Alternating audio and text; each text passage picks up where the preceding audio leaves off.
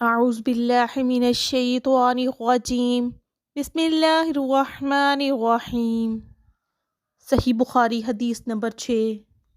رسول اللہ صلی اللہ علیہ وآلہ وسلم سب لوگوں سے زیادہ جواد، سخی تھے، اور رمضان میں دوسرے اوقات کے مقابلے میں جب جبرائیل علیہ السلام آپ صلی اللہ علیہ وآلہ وسلم سے ملتے بہت ہی زیادہ جود و کرم فرماتے۔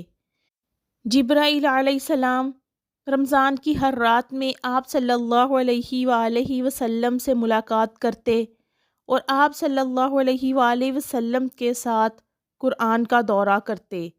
غرض نبی کریم صلی اللہ علیہ وآلہ وسلم لوگوں کو بھلائی پہنچانے میں بارش لانے والی ہوا سے بھی زیادہ جود و کرم فرمایا کرتے تھے۔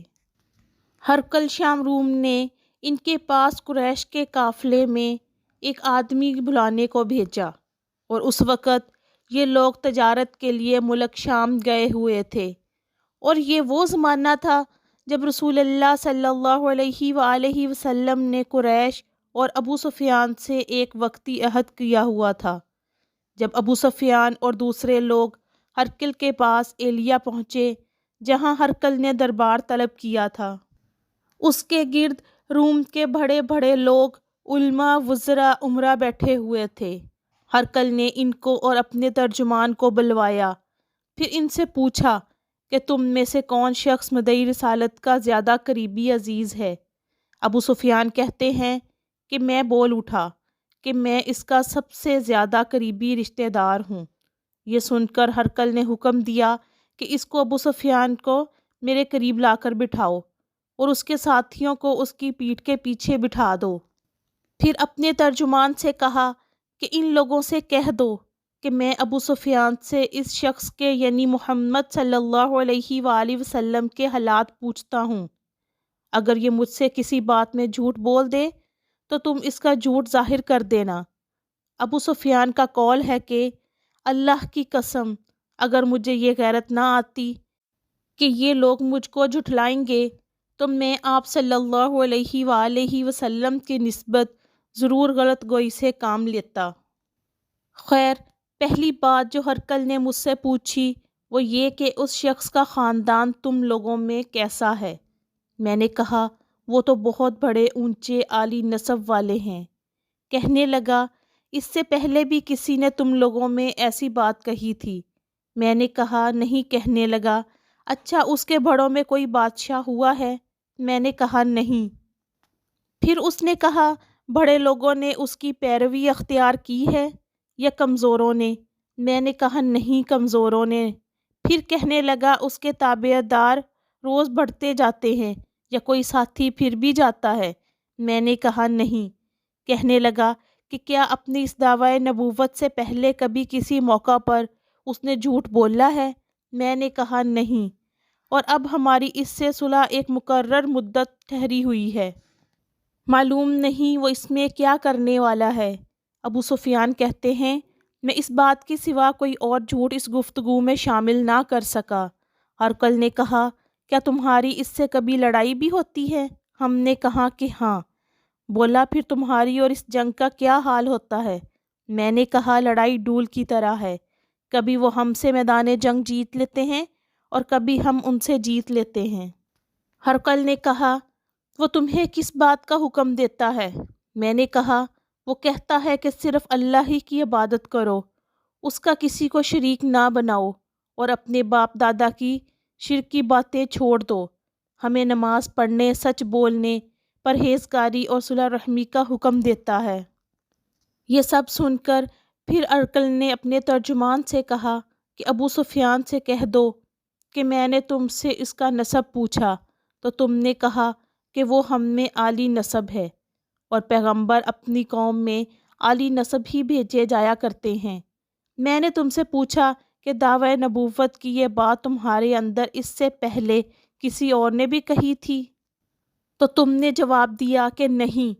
تب میں نے اپنے دل میں کہا کہ اگر یہ بات اس سے پہلے کسی نے کہی ہوتی تو میں سمجھتا کہ اس شخص نے بھی اسی بات کی تقلید کی ہے جو پہلے کہی جا چکی ہے۔ میں نے تم سے پوچھا کہ اس کے بڑوں میں کوئی بادشاہ بھی گزرا ہے؟ تم نے کہا کہ نہیں۔ تو میں نے دل میں کہا کہ ان کے بزرگوں میں سے کوئی بادشاہ ہوگا تو کہہ دوں گا کہ وہ شخص اس بہانے اپنے آباء و اجداد کی بادشاہت اور ان کا ملک دوبارہ حاصل کرنا چاہتا ہے۔ اور میں نے تم سے پوچھا کہ اس بات کے کہنے یعنی پیغمبری کا دعویٰ کرنے سے پہلے تم نے کبھی اس کو دروغ گوئی کا الزام لگایا ہے؟ تم نے کہا کہ نہیں۔ تو میں نے سمجھ لیا کہ جو شخص آدمیوں کے ساتھ دروغ گوئی سے بچے وہ اللہ کے بارے میں کیسے جھوٹی بات کہہ سکتا ہے۔ اور میں نے تم سے پوچھا کہ بڑے لوگ اس کے پیرو ہوتے ہیں یا کمزور آدمی؟ تم نے کہا کمزوروں نے اس کی اتباع کی ہے۔ تو دراصل یہی لوگ پیغمبروں کے متبعین ہوتے ہیں۔ اور میں نے تم سے پوچھا کہ اس کے ساتھی بڑھ رہے ہیں یا کم ہو رہے ہیں؟ تو تم نے کہا وہ بڑھ رہے ہیں، اور ایمان کی کیفیت یہی ہوتی ہے حتیٰ کہ وہ کامل ہو جاتا ہے۔ اور میں نے تم سے پوچھا کہ آیا کوئی شخص اس کے دین سے ناخوش ہو کر مرتد بھی ہو جاتا ہے؟ تم نے کہا نہیں۔ تو ایمان کی خاصیت بھی یہی ہے، جن کے دلوں میں اس کی مسرت رچ بس جائے وہ اس سے لوٹا نہیں کرتے۔ اور میں نے تم سے پوچھا کہ آیا وہ کبھی عہد شکنی کرتے ہیں؟ تم نے کہا نہیں، پیغمبروں کا یہی حال ہوتا ہے، وہ عہد کی خلاف ورزی نہیں کرتے۔ اور میں نے تم سے کہا کہ وہ تم سے کس چیز کے لیے کہتے ہیں؟ تم نے کہا کہ وہ ہمیں حکم دیتے ہیں کہ اللہ کی عبادت کرو، اس کے ساتھ کسی کو شریک نہ ٹھہراؤ، اور تمہیں بتوں کی پرستش سے روکتے ہیں، سچ بولنے اور پرہیزگاری کا حکم دیتے ہیں۔ لہٰذا اگر یہ باتیں جو تم کہہ رہے ہو سچ ہیں تو عنقریب وہ اس جگہ کا مالک ہو جائے گا کہ جہاں یہ میرے پاؤں دونوں ہیں۔ مجھے معلوم تھا کہ وہ پیغمبر آنے والا ہے، مگر مجھے یہ معلوم نہیں تھا کہ وہ تمہارے اندر ہوگا۔ اگر میں جانتا اس تک پہنچ سکوں گا تو اس سے ملنے کے لیے ہر تکلیف گوارا کرتا۔ اگر میں اس کے پاس ہوتا تو اس کے پاؤں دھوتا۔ ہرقل نے رسول اللہ صلی اللہ علیہ وآلہ وسلم کا وہ خط منگایا جو آپ نے دحیہ کلبی رضی اللہ تعالی عنہ کے ذریعے حاکم بصرہ کے پاس بھیجا تھا، اور اس نے وہ ہرقل کے پاس بھیج دیا تھا۔ پھر اس کو پڑھا تو اس میں لکھا تھا، اللہ کے نام کے ساتھ جو نہایت مہربان اور رحم والا ہے۔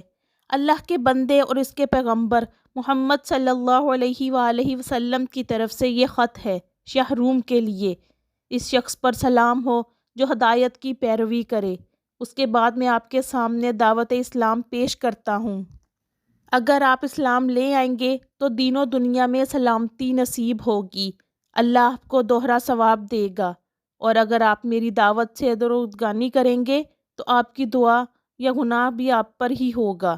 اور اہل کتاب، ایک ایسی آباد پر آ جاؤ جو ہمارے اور تمہارے درمیان یکساں ہے، وہ یہ کہ ہم اللہ کے سوا کسی کی عبادت نہ کریں اور کسی کو اس کا شریک نہ ٹھہرائیں، اور نہ ہم میں سے کوئی کسی اللہ کے سوا اپنا رب بنائے۔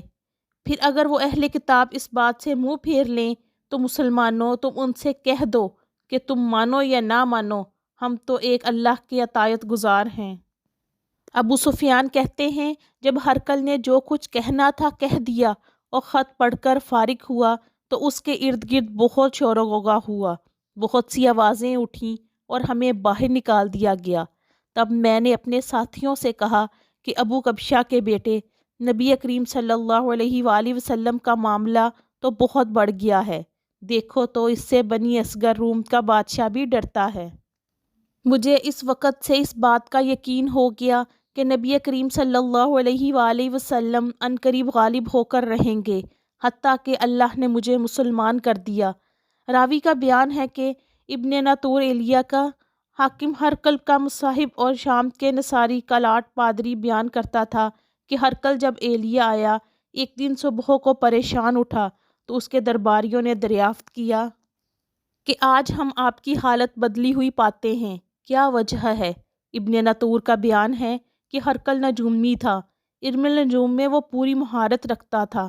اس نے اپنے ہم نشینوں کو بتایا کہ میں نے آج رات ستاروں پر نظر ڈالی تو دیکھا کہ ختنہ کرنے والوں کا بادشاہ ہمارے ملک پر غالب آ گیا ہے۔ بھلا اس زمانے میں کون لوگ ختنہ کرتے ہیں؟ انہوں نے کہا کہ یہ یہود کے سوا کوئی ختنہ نہیں کرتا، سو ان کی وجہ سے پریشان نہ ہوں۔ سلطنت کے تمام شہروں میں یہ حکم لکھ بھیجیے کہ وہاں جتنے یہودی ہوں سب قتل کر دیے جائیں۔ وہ لوگ انہی باتوں میں مشغول تھے کہ ہرقل کے پاس ایک آدمی لایا گیا جسے شاہ غسان نے بھیجا تھا۔ اس نے رسول اللہ صلی اللہ علیہ وآلہ وسلم کے حالات بیان کیے۔ جب ہرقل نے سارے حالات سن لیے تو کہا کہ جا کر دیکھو وہ ختنہ کیے ہوئے ہے یا نہیں۔ انہوں نے اسے دیکھا تو بتلایا کہ وہ ختنہ کیے ہوئے ہے۔ ہرقل نے جب اس شخص سے عرب کے بارے میں پوچھا تو اس نے بتلایا کہ وہ ختنہ کرتے ہیں۔ تب ہرقل نے کہا کہ یہ محمد صلی اللہ علیہ وآلہ وسلم اس امت کے بادشاہ ہیں جو پیدا ہو چکے ہیں۔ پھر اس نے اپنے ایک دوست کو رومیہ خط لکھا اور وہ بھی علم نجوم میں ہرقل کی طرح ماہر تھا۔ پھر وہاں سے ہرقل حمص چلا گیا۔ ابھی حمص سے نکلا نہیں تھا کہ اس کے دوست کا خط اس کے جواب میں آ گیا۔ اس کی رائے بھی نبی کریم صلی اللہ علیہ وآلہ وسلم کے ظہور کے بارے میں ہرقل کے موافق تھی کہ محمد صلی اللہ علیہ وآلہ وسلم واقعی پیغمبر ہیں۔ اس کے بعد ہرقل نے روم کے بڑے آدمیوں کو اپنے حمص کے محل میں طلب کیا اور اس کے حکم سے محل کے دروازے بند کر لیے گئے۔ پھر وہ اپنے خاص محل سے باہر آیا اور کہا، اے روم والو، کیا ہدایت اور کامیابی میں کچھ حصہ تمہارے لیے بھی ہے؟ اگر تم اپنی سلطنت کی بقا چاہتے ہو تو پھر اس نبی کی بیعت کر لو اور مسلمان ہو جاؤ۔ یہ سننا تھا کہ پھر وہ لوگ وحشی گدھوں کی طرح دروازوں کی طرف دوڑے مگر انہیں بند پایا۔ آخر جب ہرقل نے اس بات سے ان کی یہ نفرت دیکھی اور ان کے ایمان لانے سے مایوس ہو گیا تو کہنے لگا، ان لوگوں کو میرے پاس لاؤ۔ جب وہ دوبارہ آئے تو اس نے کہا، میں نے جو بات کہی تھی اس سے تمہاری دینی پختگی کی آزمائش مقصود تھی، سو وہ میں نے دیکھ لی۔ تب یہ بات سن کر وہ سب کے سب اس کے سامنے سجدے میں گر گئے اور اس سے خوش ہو گئے۔ بالآخر ہرقل کی آخری حالت یہی رہی۔ صحیح بخاری حدیث نمبر 8۔